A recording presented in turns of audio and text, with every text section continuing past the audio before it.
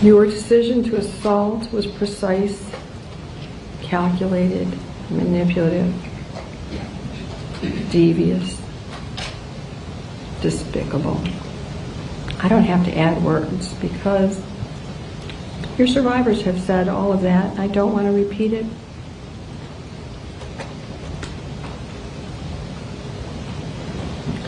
You can't give them back their innocence, their youth. You can't give a father back his life, or one of your victims her life when she took it. You can't return the daughter to the mother, the father to the daughter.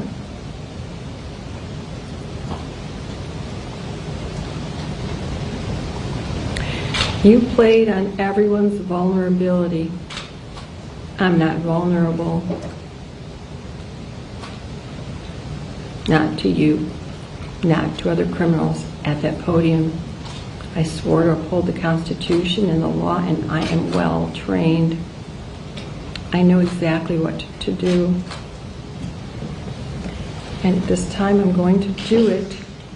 And I want you to know, as much as it was my honor and privilege to hear the sister survivors, it is my honor and privilege to sentence you.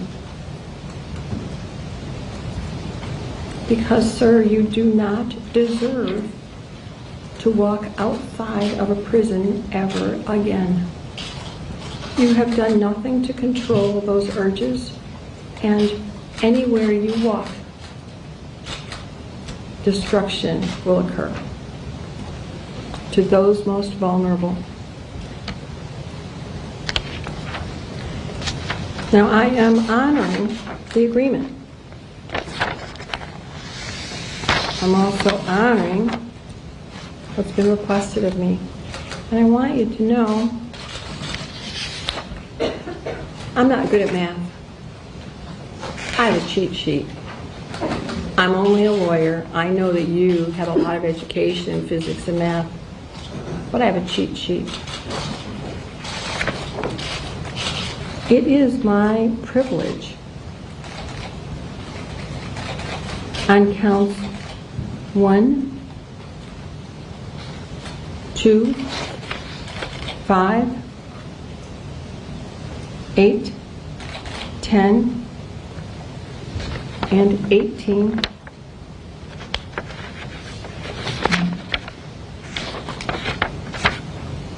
And 24.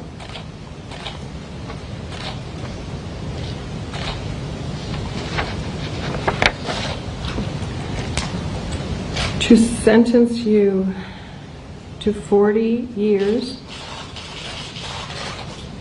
And when I look at my cheat sheet, 40 years, just so you know and you can count it off your calendar, is 480 months.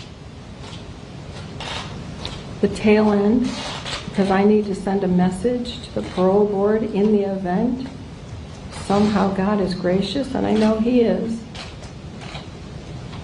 and you survive the 60 years in federal court first, and then you start on my 40 years, you've gone off the page here as to what I'm doing. My page only goes to 100 years. Sir, I'm giving you 175 years, which is 2,100 months.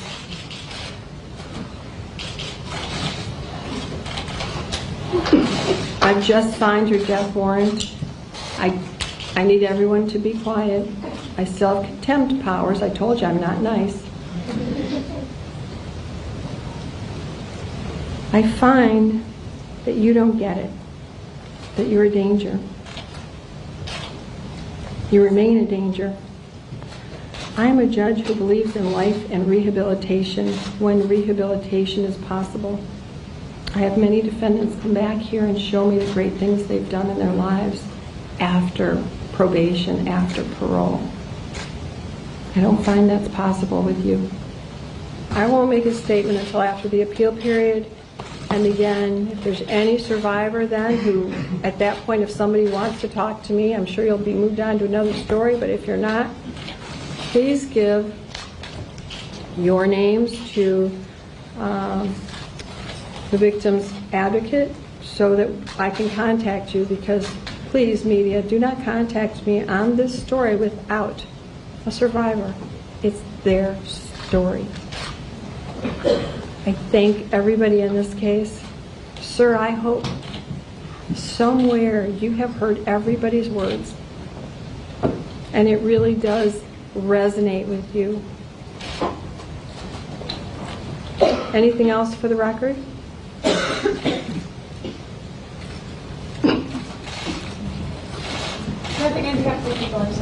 Nothing but half. All right. So the media is asked to stay here with all those lovely people who may want to speak with you. Thank you. That's all for the record. All right.